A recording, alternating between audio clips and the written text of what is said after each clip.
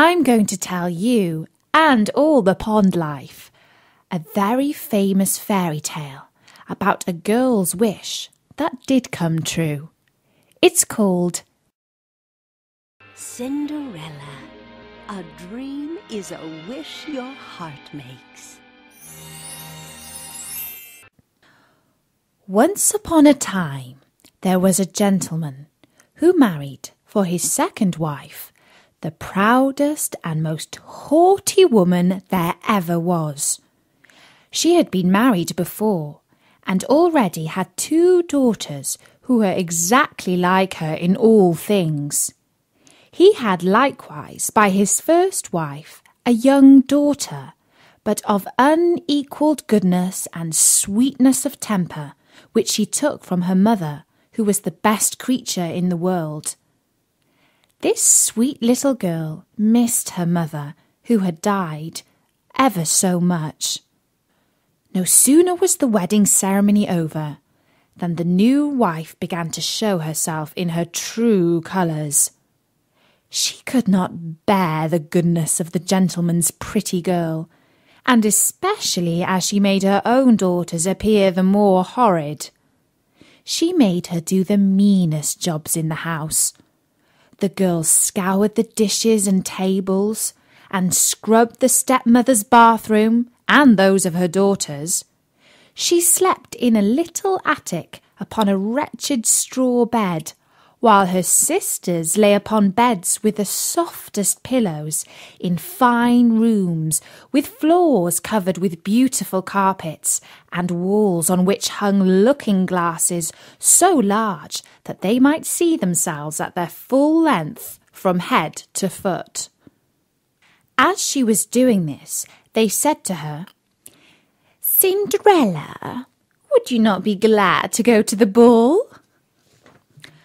"Alas," said she, "you only jeer me. It is not for a poor girl like me to go there." "You're quite right," replied they. "It would make the people laugh to see a cinder wench at a ball." Anyone but Cinderella would have dressed their heads all wrong, but she was very good and dressed them perfectly well. The step-sisters were almost 2 days without eating. So much were they thrilled and excited. They broke above 12 corsets in trying to be laced up tightly so that they might have a fine, slender shape, and they were continually at their looking-glass. At last the happy day came. They went to court, and Cinderella followed them with her eyes as long as she could, and when she had lost sight of them, she fell a-crying. Just then, her fairy godmother, who used to watch over her secretly, saw her all in tears, and appeared at her side, and asked her what was the matter. I wish I could. She was not able to speak the rest, being interrupted by her tears and sobbing. This fairy godmother of hers said to her, "You wish you could go to the ball, is it not so?" "Yes," cried Cinderella with a great sigh. "Well," said her godmother, "be but a good girl, and I will see that you shall go to the ball." Then she took her into her secret room and said to her, "Run into the garden and bring me a pumpkin." Cinderella went immediately to gather the finest she could and brought it to her godmother, not being able to imagine how this pumpkin could make her go to the ball. Her godmother scooped out all the inside of the big vegetable, leaving nothing but the rind, which done, she struck it with her wand, and the pumpkin was instantly turned into a fine coach, gilded all over with gold. She then went to look into her mouse-trap, where she found 6 mice, all alive, and ordered Cinderella to lift up a little the trap-door. As each mouse went out, she gave it a little tap with her wand, and the mouse was that moment turned into a fine horse, which altogether made a very fine set of 6 horses of a beautiful mouse-coloured dapple grey. But they still needed a coachman. "I will go and see," says Cinderella, "if there is a rat in the rat trap. We may make a coachman of him." "You're a smart one," replied her godmother. "Go and look." Cinderella brought the trap to her, and in it there were 3 huge rats. The fairy made choice of one of the 3 which had the largest beard, and having touched him with her wand, he was turned into a fat, jolly coachman, who had the smartest whiskers eyes ever beheld. After that she said to her, "Go again into the garden, and you will find 6 lizards behind the watering pot. Bring them to me." She had no sooner done so, but her godmother turned them into 6 footmen, who skipped up immediately behind the coach, with their uniforms all bedaubed with gold and silver, and clung as close behind each other as if they had done nothing else their whole lives. The fairy then said to Cinderella, "Well, you have here transport fit to take you to the ball. Are you not pleased with it?" "Oh, yes," cried she. "But must I go there as I am, in these nasty rags?" Her godmother only just touched her with her wand, and at the same instant her clothes were turned into a cloth of gold and silver, all beset with jewels. This done, she gave her a pair of glass slippers, the prettiest in the whole world. Being thus decked out, she got up into her coach, but her godmother, above all things, commanded her not to stay till after midnight, telling her at the same time that if she stayed 1 moment longer, the coach would be a pumpkin again, her horses mice, her coachman a rat, her footmen lizards, and her clothes become just as they were before. She promised her godmother she would not fail of leaving the ball before midnight. Then off she went to the ball, scarce able to contain herself for joy. The king's son, who was told that a great princess whom nobody knew was to come, ran out to receive her. He gave her his hand as she alighted out of the coach, and led her into the ball amongst all the company. There was immediately a profound silence. The dancing stopped, and the violins ceased to play.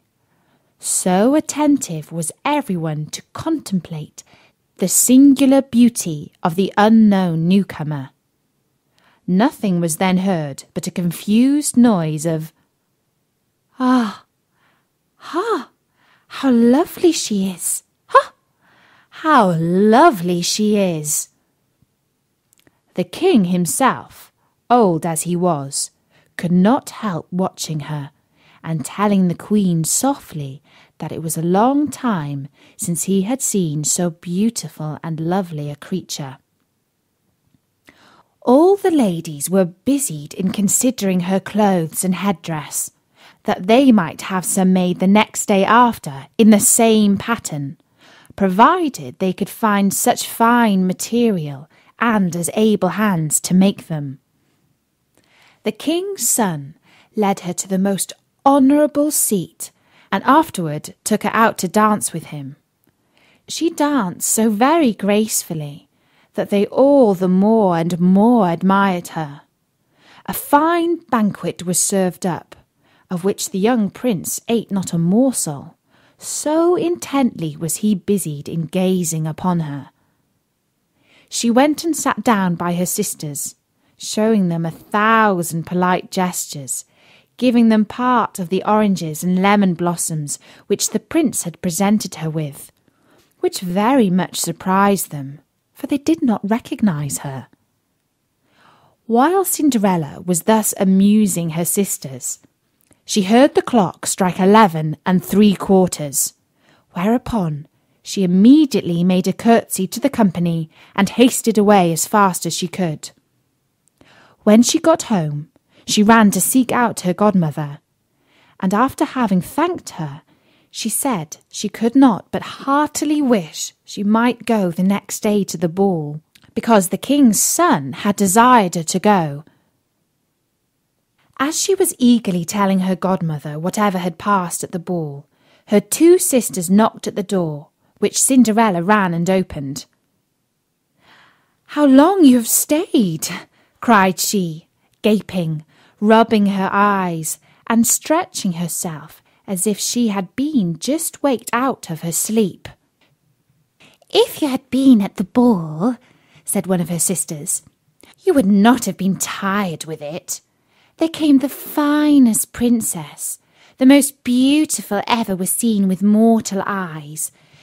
She was 1,000 times nice to us, and gave us oranges and lemon blossoms." Cinderella seemed very indifferent in the matter. Indeed, she asked them the name of that princess, but they told her they did not know it, and that the king's son was very uneasy on her account, and would give all the world to know who she was.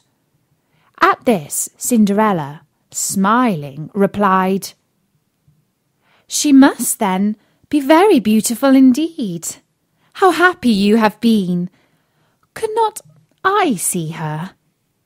Ah, dear Miss Charlotte, do lend me your yellow suit of clothes, which you wear every day." "I," cried Miss Charlotte, "lend my clothes to such a dirty cinder wench as you? I should be a fool." Cinderella indeed expected well such an answer, and was very glad of the refusal, for she would have been sadly put to if her sister had lent her what she had asked for jokingly. The next day the two sisters were at the ball, and so was Cinderella, but dressed more magnificently than before. The king's son was always by her, and never ceased his compliments and kind speeches to her, to whom all this was so far from being tiresome, that she quite forgot what her godmother had recommended to her, so that she, at last, counted the clock striking 12, when she thought it to be no more than 11. She then rose up and fled, as nimble as a deer. The prince followed, but could not overtake her. She left behind one of her glass slippers, which the prince took up most carefully. She got home, but quite out of breath, and in her nasty old clothes, having nothing left of all her finery but one of the little slippers, fellow to that she had dropped. The guards at the palace gate were asked if they had not seen a princess go out. They replied that they had seen nobody go out but a young girl, very meanly dressed, and who had more the air of a poor country wench than a gentlewoman. When the two sisters returned from the ball, Cinderella asked them if they had been well entertained, and if the fine lady had been there. They told her yes, but that she hurried away immediately when it struck 12, and with so much haste that she dropped one of her little glass slippers, the prettiest in the world, which the king's son had taken up, and that most certainly he was very much in love with the beautiful person who owned the glass slipper. What they said was very true, for a few days after, the king's son commanded it to be proclaimed by sound of trumpet that he would marry the young woman whose foot would perfectly fit the slipper. He sent out his most trusted advisers from the palace, who began to try it upon the princesses, then the duchesses, and all the court, but in vain. It was brought to the two sisters, who each did all that she possibly could to thrust her foot into the slipper, but neither sister could manage to do so. Cinderella, who saw all this and knew her slipper, said to them laughing, "Let me see if it will not fit me." Her sisters burst out laughing and began to tease her. The gentleman who was sent to try the slipper looked earnestly at Cinderella, and finding her very handsome, said it was only right that she should try, and that he had orders to let every girl try. He asked Cinderella to sit down, and putting the slipper to her foot, he found it went on very easily, and fitted her as if it had been made of wax. The astonishment her two sisters were in was excessively great, but still abundantly greater when Cinderella pulled out of her pocket the other slipper and put it on her foot. Thereupon in came her godmother, who, having touched with her wand Cinderella's clothes, made them richer and more magnificent than any of those she had seen before. And now her two sisters found her to be that fine, beautiful lady whom they had seen at the ball. They threw themselves at her feet to beg for pardon for all the ill treatment they had dished out to her. Cinderella took them up, and as she embraced them cried that she forgave them with all her heart, and desired them always to love her. She was brought by carriage to the young prince, dressed as she was. He thought her more charming than ever, and a few days after married her. Cinderella was brought by carriage to the young prince, dressed as she was. He thought her more charming than ever, and a few days after married her. Cinderella, who was no less good than beautiful, gave her two sisters rooms in the palace, and that very same day matched them with two great lords of the court. And that's the story, Nori, of Cinderella. And Sadie the Swan has just whispered that she believes that every girl will meet her prince one day,